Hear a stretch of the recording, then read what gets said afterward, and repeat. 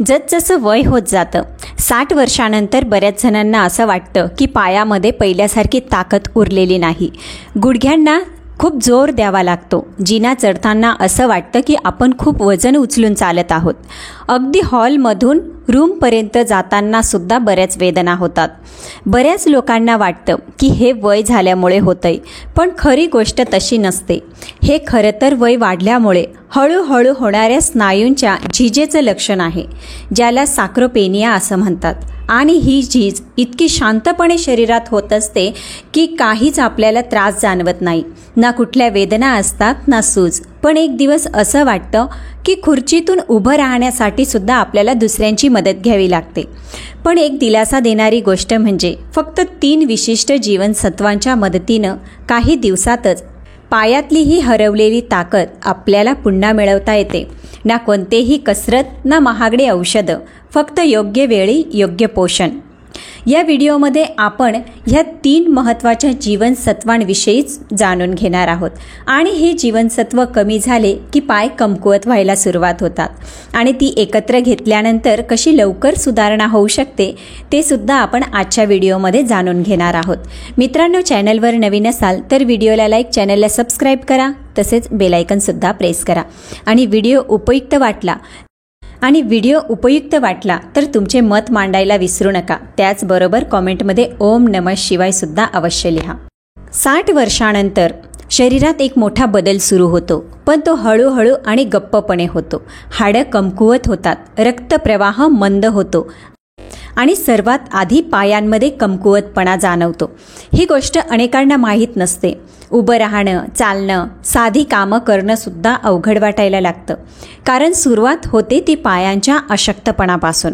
60 वर्षावरील व्यक्तींमध्ये दरवर्षी 1 ते 3% स्नायूंचा ऱ्हास होतो, जरी आहार व्यवस्थित असला तरीसुद्धा.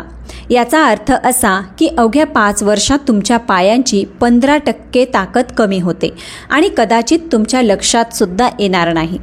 हे सगळं नेमकं का होतं, यामागे 3 मुख्य कारणं आहेत. पहिलं कारण म्हणजे जीवनसत्वांची कमतरता. वय वाढलं की शरीरात अन्नाचं पचन नीट होत नाही आणि पोटामधलं ॲसिड कमी तयार होतं. त्यामुळे जीवनसत्व D, B12 आणि हाडं मजबूत ठेवणारी इतर पोषण तत्त्व कमी प्रमाणात शरीरात पोचायला लागतात. आणि ही सगळी तत्त्व मज्जातंतूंना आणि स्नायूंना नीट काम करायला खूप गरजेची असतात.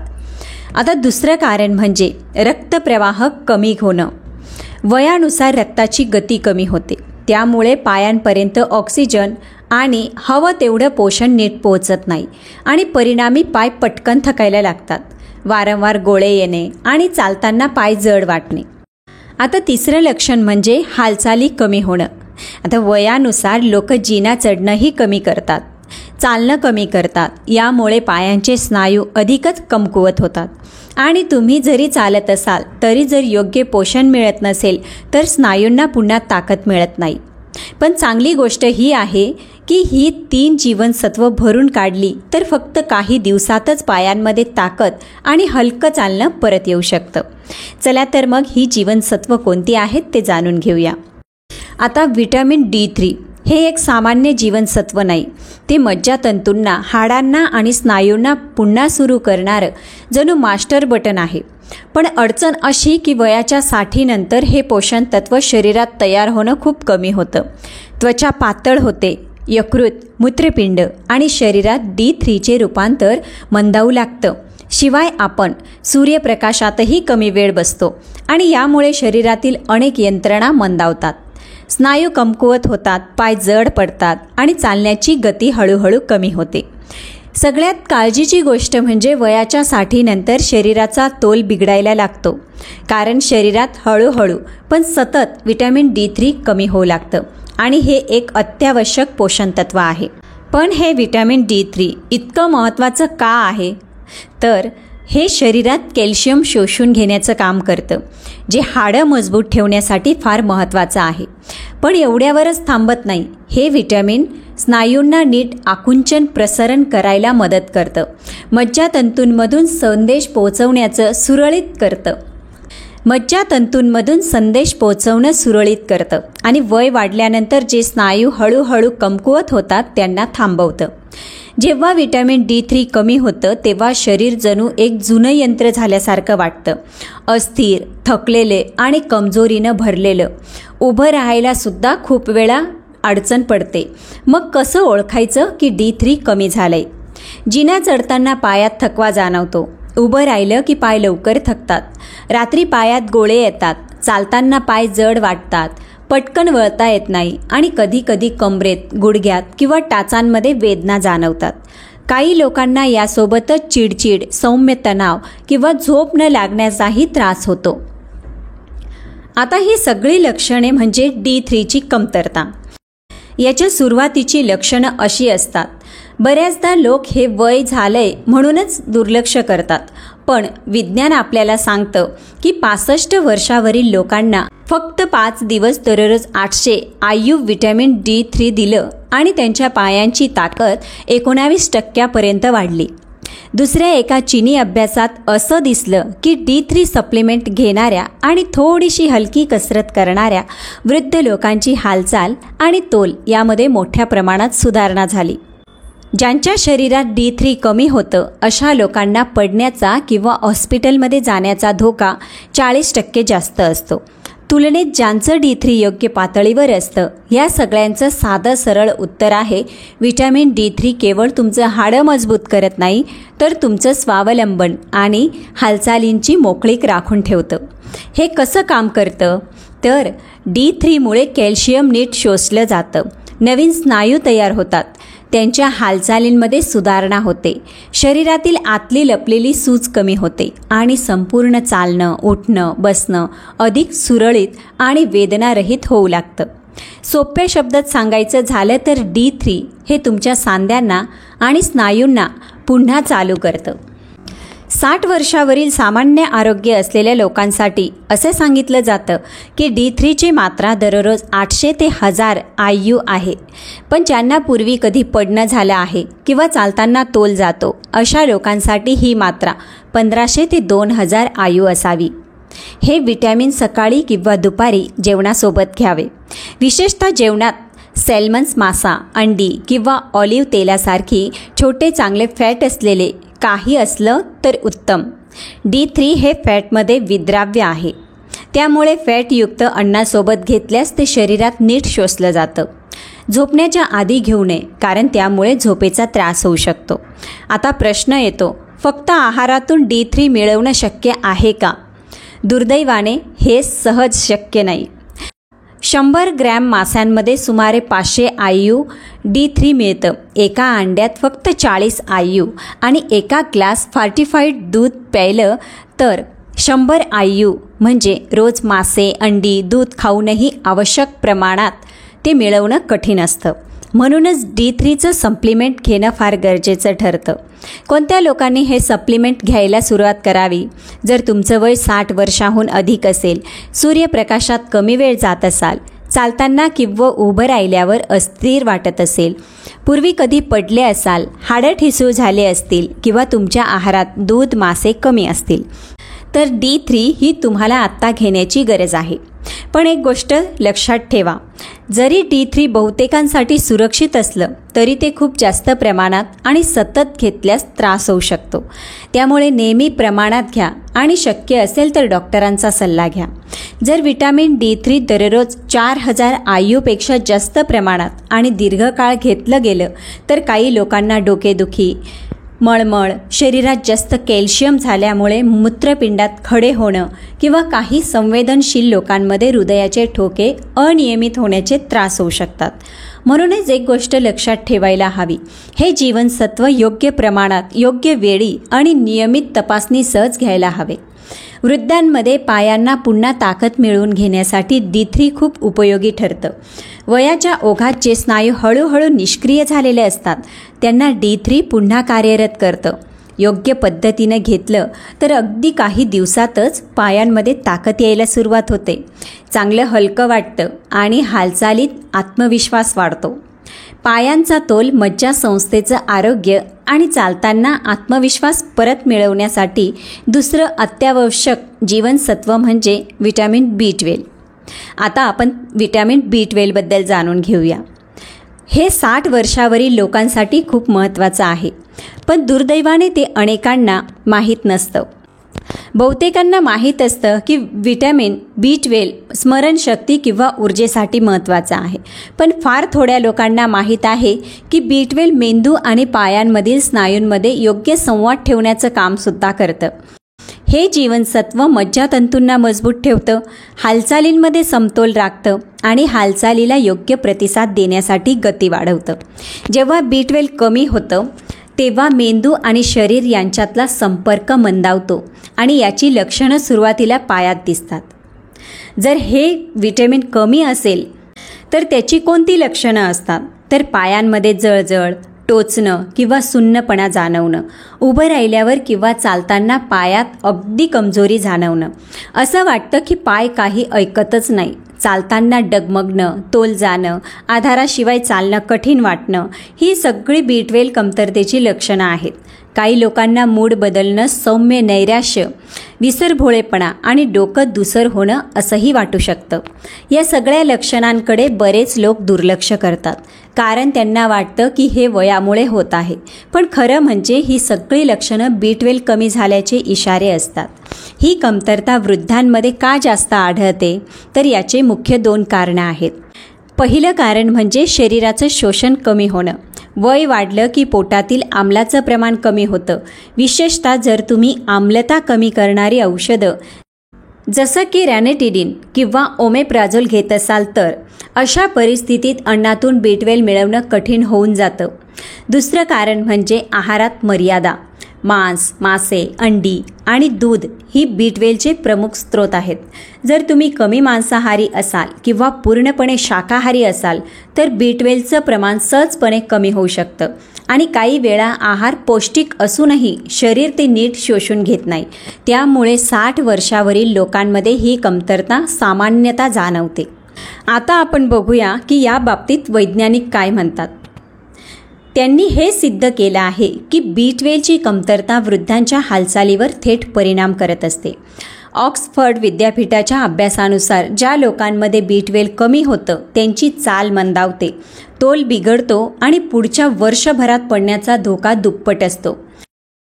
जर का वृद्ध व्यक्तींना दररोज 1 ते 1.0 मिलीग्राम B12 दिलं गेलं सलग 8 आठवड्यांसाठी आणि परिणाम काय दिसला, तर पायातली सुन्नता कमी झाली, हालचालींमध्ये स्थिरता आली आणि चालणं अधिक सुलभ झालं. B12 हे केवळ विचार आणि मेंदू सुस्पष्ट ठेवतं इतकंच नाही, तर संपूर्ण शरीरावर नियंत्रण मिळवून देतं. B12 शरीरात नेमकं काय काम करतं, तर हे तुमच्या मज्जातंतूंना संरक्षण देणारे आवरण तयार करतं, लाल रक्तपेशी तयार करतं, स्नायूंमध्ये ऑक्सिजन पोहोचवतं, ऊर्जा तयार करतं आणि मेंदूंपासून पायांपर्यंत प्रत्येक संदेश पोहोचवण्याचं काम अचूकपणे करतं. म्हणूनच स्नायूंना नीट काम करण्यासाठी लागणारी ऊर्जा मिळते. पण जेव्हा शरीरात B12 कमी असतं तेव्हा मज्जातंतू योग्य पद्धतीने काम करत नाहीत, स्नायूंना मेंदूंचे संदेश नीट पोहोचत नाही आणि पाय जणू काही शरीरापासून तुटल्यासारखे वाटायला लागतात. B12ची कमतरता होण्याची शक्यता जास्त कोणाला असते, जर तुमचं वय 60 पेक्षा जास्त असेल तर तुमचं नाव नक्कीच यामध्ये. आणि जर का तुम्ही अँटासिड किंवा ॲसिड कमी करणारी औषधे नियमित घेत असाल, मांस कमी खात असाल किंवा शाकाहारी आहार घेत असाल, डायबेटीससाठी मेटफॉर्मिन घेत असाल, गॅस्ट्रायटिस किंवा IBS सारखा पचनाचा त्रास असेल, मद्यपान करत असाल किंवा वजन कमी करण्यासाठी शस्त्रक्रिया केली असेल तर B12 कमी होण्याचा धोका तुम्हाला अधिक असतो.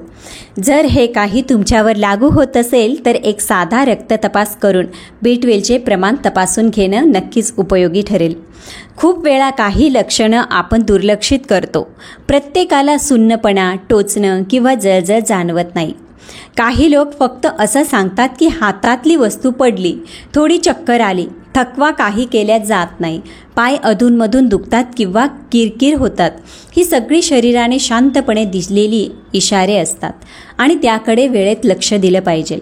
महत्त्वाची गोष्ट म्हणजे जितक्या लवकर तुम्ही पावलं उचलता तितकं लवकर शरीरात सुधारणा होते. B12 साठी सुरक्षित आणि परिणामकारक मात्रा म्हणजे दररोज 500 ते 1000 मायक्रोग्राम म्हणजेच 0.5 ते 1 मिलीग्राम आणि विशेषतः 60 वर्षावरील लोकांसाठी ही मात्रा उपयुक्त ठरते. B12चं जे मेथाइल कोबालामिन हे सक्रिय रूप आहे ते थेट शरीर वापरू शकतं. त्याला कोणतंही रूपांतर करावं लागत नाही. वय वाढल्यावर शरीराचं रूपांतर करण्याची ताकद कमी होते, म्हणूनच हे स्वरूप अधिक फायदेशीर ठरतं. B12 अनेक स्वरूपात मिळतं. चघळण्याच्या गोळ्या, स्प्रे, जिभेखाली विरघळणाऱ्या गोळ्या जे तुमच्या गरजेनुसार सहज घेता येतात. कॉफी आणि चहा घेतल्यावर B12 नीट शोषलं जात नाही, त्यामुळे हे विटॅमिन सकाळी किंवा दुपारी जेवणासोबतच घ्या. फक्त आहारातून B12 मिळवता येतं का? तसं शक्य आहे, पण प्रत्यक्षात फार कठीण. उदाहरण घ्यायचं झालं तर एक अंड म्हणजे फक्त 0.5 आणि 1 कप दुधात फक्त 1 मायक्रोग्रॅम म्हणजे तुमच्या रोजच्या गरजांसाठी खूप मोठं प्रमाण खावं लागेल, जे बहुतेक वृद्ध लोकांसाठी शक्यच नसतं. म्हणून B12चे सप्लिमेंट घेणं हा एक सोपा आणि सुरक्षित उपाय असतो. ते सुरक्षित आहे का? तर हो. B12 हे पाण्यात विद्राव्य असतं, म्हणजे शरीरात जास्त झालं तरी ते लघवीतून बाहेर पडतं. त्यामुळे अधिक झालं तरी धोका नसतो. पण जर तुम्ही ब्लड थिनर औषधं घेत असाल किंवा मूत्रपिंडामध्ये काही त्रास असेल तर डॉक्टरांचा सल्ला घेणं आवश्यक आहे. याशिवाय बहुतांश लोकांसाठी B12 सप्लिमेंट हा एक सुरक्षित आणि प्रभावी मार्ग आहे. शरीराला ऊर्जा मिळवून देण्यासाठी, मज्जातंतू नीट काम करू लागण्यासाठी आणि पायांवर पुन्हा आत्मविश्वासानं उभं राहण्यासाठी. खऱ्या गोष्टी, खरे अनुभव अनेक वृद्ध लोक सांगतात की B12 घेण्याच्या काही दिवसातच चालताना पाय अधिक स्थिर वाटतात, पायात पुन्हा संवेदना जाणवते, उभं राहणं सोपं वाटतं, आत्मविश्वास वाढतो आणि झोपही चांगली लागते, कारण मज्जातंतूमधले त्रास कमी होतात. B12 हे फक्त मेंदूसाठीच उपयुक्त नाही, तर ते तुमच्या हालचालींसाठीही तितकंच गरजेचं आहे. हे शरीर आणि मेंदू यांच्यामधला तुटलेला संवाद परत जोडतो. त्यामुळे पाय मजबूत होतात, स्नायू लगेच प्रतिसाद देतात आणि आत्मविश्वास परत येतो. म्हणूनच जर तुम्हाला अलीकडे पायामध्ये विचित्र अशा संवेदना, अशक्तपणा किंवा तोल जाण्याचा त्रास होत असेल तर त्याकडे दुर्लक्ष करू नका. तुमचं B12 तपासून बघा आणि तुमच्या मज्जातंतूंना जे लागतंय ते घ्या. म्हणजेच विटॅमिन बोन जे थकवा दूर करतं आणि पायांना नवी ऊर्जा देतं. आता प्रेक्षक मित्रांनो, तुमच्या कदाचित लक्षात असेलच की विटॅमिन D3 हे स्नायू मजबूत करतं आणि B12 हे मेंदू आणि पायांमधल्या संवादाला सुरळीत ठेवतं. पण अजून एक महत्त्वाचं पोषण तत्व आहे, ते म्हणजे थायमिन, ज्याला आपण विटॅमिन बोन असंही म्हणतो. विटॅमिन बोन म्हणजे पायांना चालण्यासाठी लागणारी खरी ऊर्जा. जर D3 दिवे लावतं आणि B12 वायर जोडतो, तर विटॅमिन बोन हे त्या यंत्रातले इंधन आहे, ज्याशिवाय काहीच हालत नाही. हाडं मजबूत असली, मज्जातंतू व्यवस्थित असले तरी थायमिनशिवाय शरीर थकून जातं, अगदी बिन इंधनाच्या गाडीप्रमाणे. विटॅमिन बोन म्हणजे नेमकं काय आणि ते एवढं महत्त्वाचं का असतं? तर थायमिन हे शरीराच्या ऊर्जा निर्मितीसाठी अत्यावश्यक आहे. शरीर जेव्हा कार्बोहायड्रेट्सचं पचन करतं तेव्हा थायमिनच्या मदतीने त्यांचं रूपांतर ATP नावाच्या ऊर्जेमध्ये होतं आणि आपली प्रत्येक हालचाल, प्रत्येक श्वास, प्रत्येक स्नायूंचं काम हे ATPवर चाललेलं असतं. पाय हे आपल्या शरीरातील सर्वात मोठे स्नायू असतात, म्हणून त्यांना सतत ऊर्जा लागते. जेव्हा शरीरात थायमिन कमी होतं तेव्हा पाय लवकर थकतात, चालताना जड वाटतात आणि थोडीशी हालचाल जरी केली तरी त्यातून सावरायला वेळ लागतो. विटॅमिन बोनची कमतरता असल्याची सुरुवातीची लक्षणं कोणती असतात? तर 60 वर्षावरील बऱ्याच लोकांनी सांगितलेली लक्षणं अशी: अगदी थोडं काम केलं तरी पाय थकतात, पायांच्या स्नायूंना गोळे येतात, चालताना पाय जड वाटतात, जिना चढताना दम लागतो, उभं राहिल्यावर चक्कर येते किंवा थकवा जाणवतो. काही लोकांना मानसिक थकवाही जाणवतो, भूक लागत नाही आणि शरीर हलवायची इच्छा होत नाही. ही सगळी लक्षणे म्हणजे स्नायूंमध्ये ऊर्जा तयार होणं मंदावल्याचं स्पष्ट संकेत असतात आणि त्यात थायमिनचा मोठा वाटा असतो. वृद्धांमध्ये विटॅमिन बोन कमी का होतं याची अनेक कारणे आहेत. वय वाढलं की पचनसंस्थेची शोषण शक्ती कमी होते, ज्यामुळे जे आपण अन्न खातो त्यातून थायमिन नीट शोषलं जात नाही. दुसरी गोष्ट म्हणजे जसं की ड्युरेटिक्स, हृदय किंवा रक्तदाबासाठी दिली जाणारी औषधं हे शरीरातून थायमिन लघवीतून बाहेर टाकतात. अँटीबायोटिक्स आणि मेटफॉर्मिन ही यावर परिणाम करतात. थोडं जरी मद्यपान केलं तरी वृद्ध व्यक्तींमध्ये थायमिनचं शोषण घटतं. तिसरी गोष्ट म्हणजे थोडं जरी मद्यपान केलं तरी वृद्ध व्यक्तींमध्ये थायमिनचं शोषण घटतं. चौथी गोष्ट आणि सर्वात महत्त्वाचं कारण म्हणजे आहार. आजकालच्या बहुतांश प्रोसेस फूडमध्ये थायमिनचं प्रमाण अत्यंत कमी असतं. जर तुम्ही साबुधान्य, कडधान्य खूप कमी खात असाल तर थायमिन मिळणं कठीण होतं. संशोधन काय सांगतं तर 300 ज्येष्ठ नागरिकांपैकी 30% लोकांमध्ये थायमिनची कमतरता होते. या लोकांची चाल कमी होते, पायांची ताकद कमी होते आणि सतत ते थकलेले दिसतात. जेव्हा त्यांना थायमिनचं सप्लिमेंट दिलं गेलं तेव्हा त्यांची ऊर्जा, चालण्याचं अंतर आणि जिना चढण्याची क्षमता स्पष्टपणे सुधारलेली असते. पायांचा थकवा जाणवणाऱ्या रुग्णांना दररोज जर का 100 मिलीग्राम थायमिन दिलं गेलं तर फक्त 7 दिवसात 82% लोकांनी अधिक सहनशक्ती जाणवली आणि 68% लोकांनी पाय जड वाटणं, कमी वेदना झाल्या असं सांगितलं. आणि विशेष म्हणजे कसलाही साईड इफेक्ट्स झाला नाही. व्हिटॅमिन बोन पायांना कसा फायदा देतं तर आपल्या शरीरात क्रेब सायकल नावाची एक ऊर्जा निर्माण करणारी प्रक्रिया असते. ती थायमिनवर अवलंबून असते. थायमिनमुळे स्नायूंना ऊर्जा लवकर मिळते, त्यांचं पुनर्जीवन लवकर होतं आणि दिवसभर त्यांची ताकद टिकून राहते. शिवाय हे व्हिटॅमिन मज्जातंतूमधून पायांपर्यंत पोचणारे संदेश देखील नीट पोचवायला मदत करतात.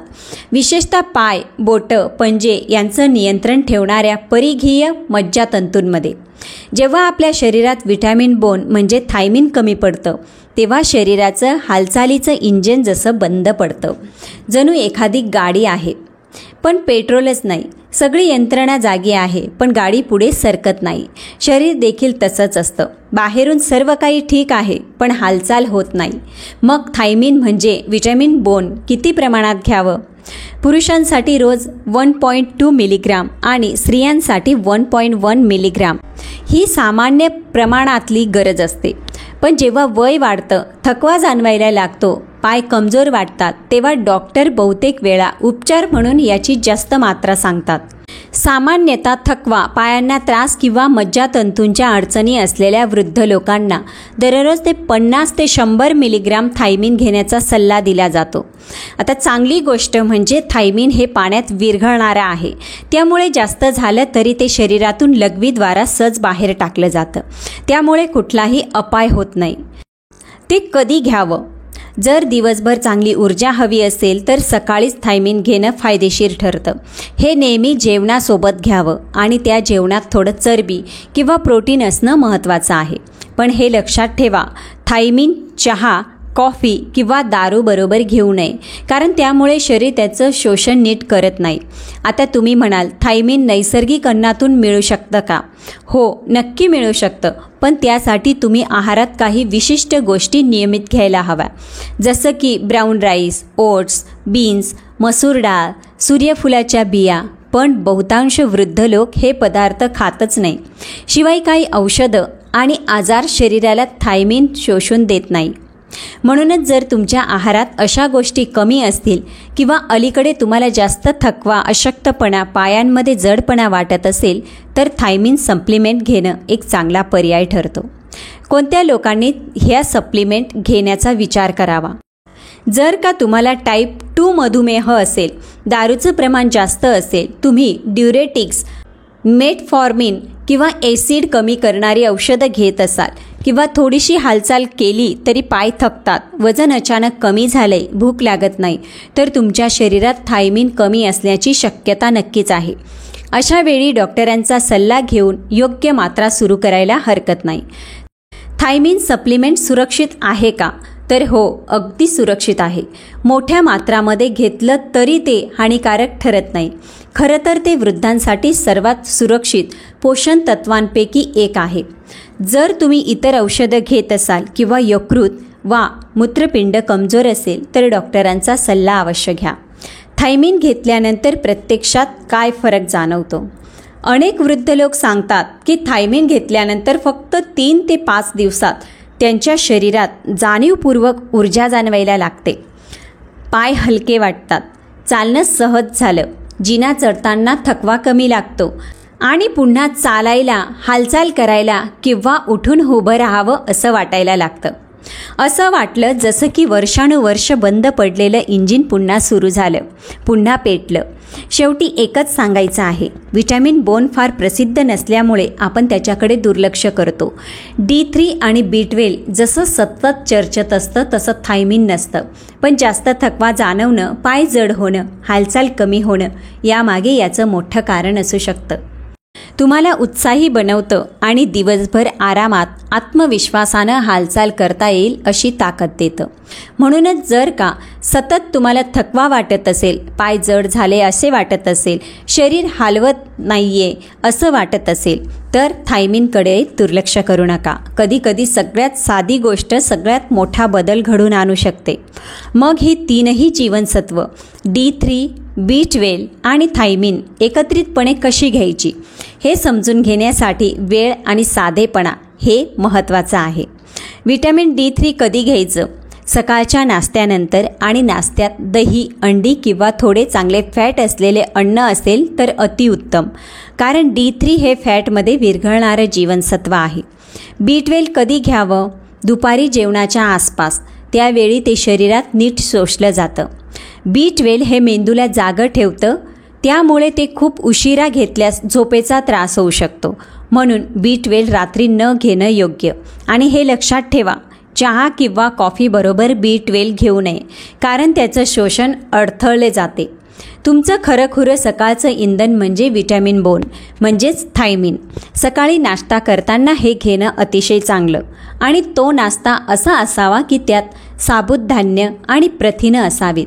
असं केल्याने तुम्हाला दिवसभर ऊर्जा मिळते आणि मन केंद्रित राहतं.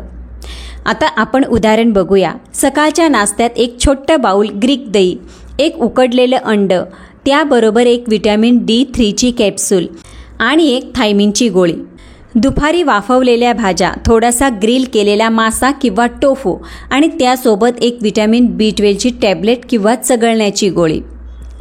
ही रचना तुमच्या शरीराला योग्य वेळी योग्य प्रमाणात सगळी पोषण तत्त्व मिळवून देते.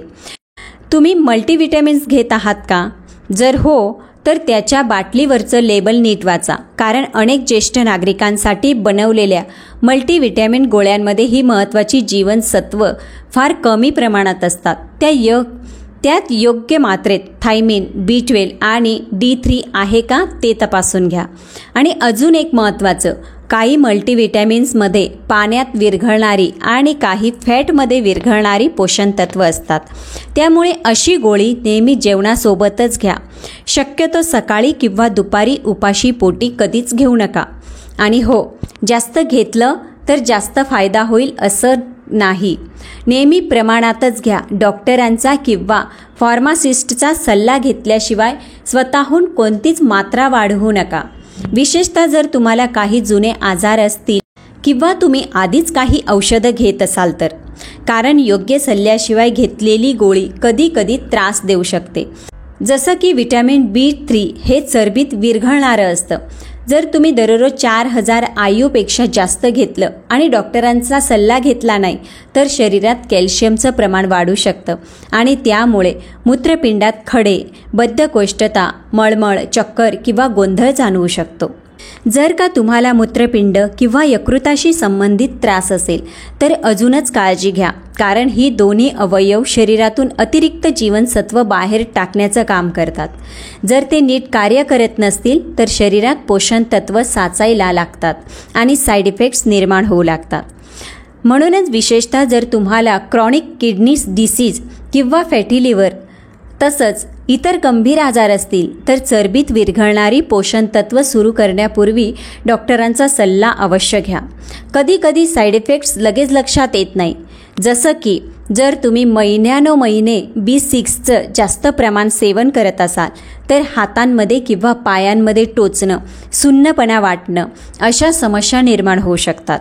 D3चं जास्त प्रमाणही डोकेदुखी, स्नायूंना गोळे येणं किंवा भूक न लागणं यासारखा त्रास देऊ शकतात.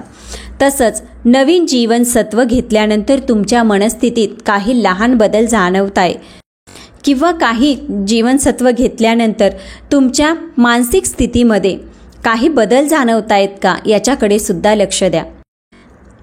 शेवटी अजून एक महत्त्वाचा मुद्दा, जर तुम्ही D3 किंवा B12 दीर्घकाळ घेत असाल तर दर 6 ते 12 महिन्यांनी एक रक्त तपासणी करून त्यांचं प्रमाण तपासणं शहाणपणाचं ठरतं.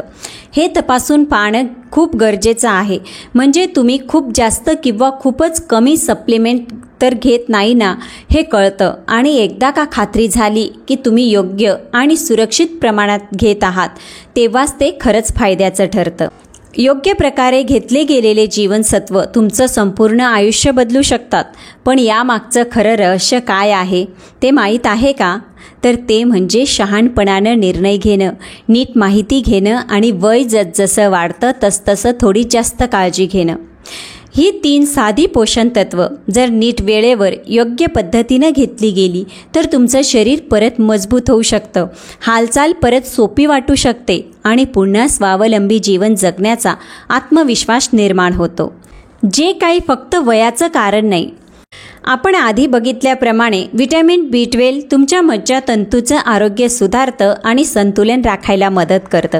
व्हिटॅमिन B3 हाडं आणि स्नायूंना बळकट करतं आणि थायमिन म्हणजे व्हिटॅमिन बोन तुमच्यात नवीन ऊर्जा आणि सहनशक्ती निर्माण करतं. ही 3ही जीवनसत्व मिळून असा एक कमाल तिघाडीचा फॉर्म तयार करतात जो तुमच्या बळाला, आत्मविश्वासाला आणि मोकळेपणाने चालण्याच्या क्षमतेला परत उजेड देतो. सगळ्यात महत्त्वाचं, ही गोष्ट सुरू करण्यासाठी पहिलं पाऊल तुम्हालाच टाकावं लागेल. मग ते सकाळी सप्लिमेंट घेणं असो, रक्त तपासणी करून पाहणं असो किंवा डॉक्टरांशी बोलणं असो. काहीतरी करणं हे वाट पाहण्यापेक्षा नेहमीच चांगलं असतं. प्रेक्षक मित्रांनो, तुम्ही यापैकी काही जीवनसत्व आधी वापरली आहेत का? त्यानंतर तुम्हाला ऊर्जा, बळ किंवा चालण्यात थोडा फरक जाणवला आहे का? आपण सगळे एकमेकांकडून शिकतो आणि त्यामुळेच आपली शक्ती वाढते. तर तुमचे अनुभव आमच्याबरोबर नक्कीच शेअर करा. माहिती थोडीही उपयुक्त वाटली असेल तर कॉमेंटमध्ये ओम नमः शिवाय लिहायला अजिबात विसरू नका. चला तर भेटूया पुढच्या व्हिडिओमध्ये.